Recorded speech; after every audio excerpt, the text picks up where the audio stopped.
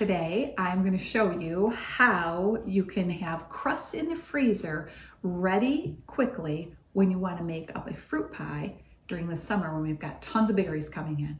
Hi, I'm Annette from itsadelight.com. Glad you joined me in the kitchen. Today I have a recipe for 6 crusts, and I'm going to start out here with my dry ingredients. I've got my flour in here, which is 7.5 cups of flour.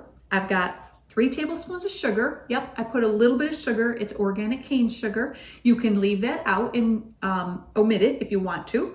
And I have my salt. And salt in here, we have 3 teaspoons of salt. And first what we do is we just put our dry right in the bowl, okay? I had mine all measured out so it'd be easy to show you. And I just give that dry a little bit of a stir just to mix that salt and that sugar up.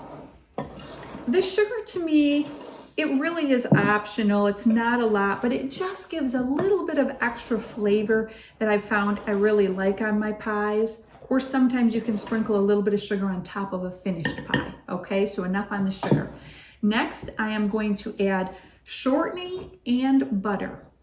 So the shortening that I have here is actually palm shortening. And I don't like to use the hydrogenated shortening. So just because it's not good for us at all. So I use palm shortening instead.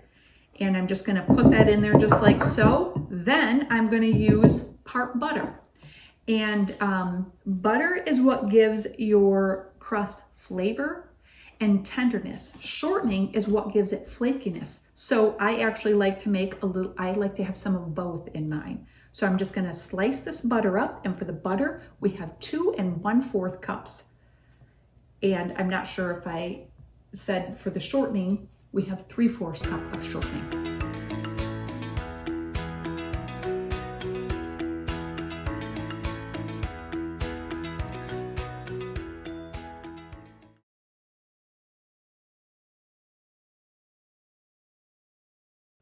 So now I am just going to cut this butter in, and I'm going to use my hands just like so. Yes, you could use a pastry blender, and if you're unsure, I actually have a pastry blender here. When I'm making just 1 pie crust, I will use a pastry blender. When I'm doing 6 like this recipe, then I'm going to use my fingers. I'm just going to get them right in there and just get this into nice small crumbles.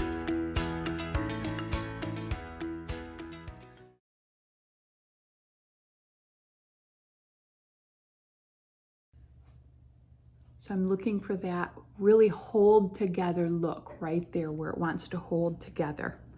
This is ready for the water. So for the water, we're going to add 3/4 cup of cold water. Again, I'm going to continue to use my hands for this amount. And to my water, I've also added 3 teaspoons of apple cider vinegar. I'm going to add my water slowly, just a little bit at a time. I'm going to actually pull my spatula in here to help me just blend it a little bit more. Just want it to all pull together. And I want to use the least amount of water possible because water is what makes your pie crust get a little tough when you bake it if it gets too much water. This is feeling great. And vinegar, you can, again, it's optional. You can add apple cider vinegar. It gives it an extra tenderness to crust, especially when it's been frozen or overworked. Okay, this is just perfect. I'm gonna give just a little bit more, but I'm not gonna use my full amount today.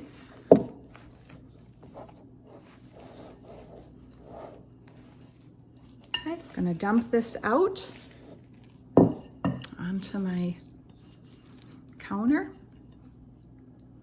Maybe pull in a little bit more.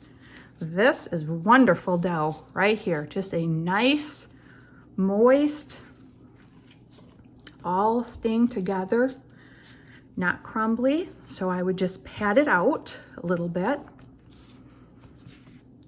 And I would just take my knife. You could do it in a log, you could cut it however you want to, but I want 6 slices out of this. Just cut them as evenly as you can. No real right or wrong way to do this.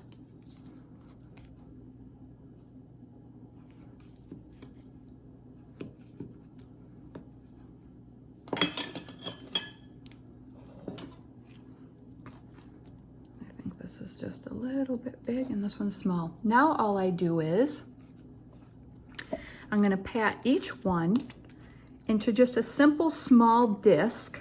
And this is just for the sake of freezing it. This will store in the freezer super well. So I'm just gonna continue to do these other ones as well. Just a nice little disc. My dough is staying together really well. It's not too wet. It's not crumbling. But that vinegar is kind of like a little safety measure, I guess. You give yourself a little extra no-fail there in case if you overwork your crust when it comes out of the fridge or out of the freezer. That's when it might be tempting to overwork your crust when you're gonna bake your pie. Not now so much. So these will go in the freezer. You can, again, like I say, you can omit the sugar if you want to, so that they could be more of savory. You could use this for shepherd's pie. You could use it for fruit pie. You could use it for quiche. I will probably use some of all, and then I will show you also grapefruit pie, a 2 pie, a 1 pie, and even a rustic pie. Now, when they're all made up into a disc, I just put them in a Ziploc bag. These are just quart-size freezer Ziplocs. I labeled it Pie Crust, and this is just 1 crust, and I would put that on there, 1 crust. We have 6 altogether, so that would, you can make doubles, but we're gonna store these in the freezer, and they'll just store, or they'll stack nicely when they're this shape. Again, just put them in there. It's not like we have to be real perfect about it.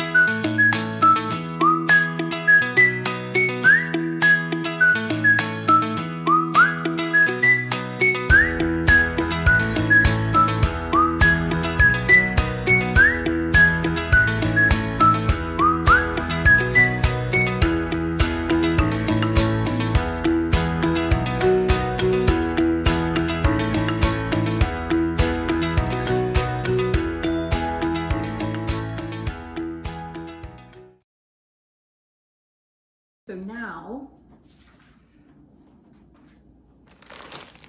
we have 6 wonderful pie crusts. Just that simple. And the work of it is done. The dishes are done one time, but I will either get 6 out of here, or I will get 3 fruit pies if they're double crusts, or I may get a couple double crusts and a couple rustic tarts, or maybe a quiche. I'm going to use them for all different things. And the pie crusts are good, I say, for 6 months. I keep mine for 6 months without hesitation, if they last that long, which is pretty rare. Right now, berry season is coming, fruit season is coming. I love to have crust that I can pull out easily to just make up a fresh berry pie. And you've already gone picking and done all the berry work, you're usually too tired to come in and make the crust. But if these crusts are ready in the freezer, how wonderful that is. If I still have some, let's see, that would be about 4 months by November, Thanksgiving, I'll be a happy camper in that, because then I'll have a couple crusts then. And like I say, usually they don't go much longer in my house, but I would just label them 1 crust pie with the date, put them in a basket, put them in the freezer, and they're ready to go.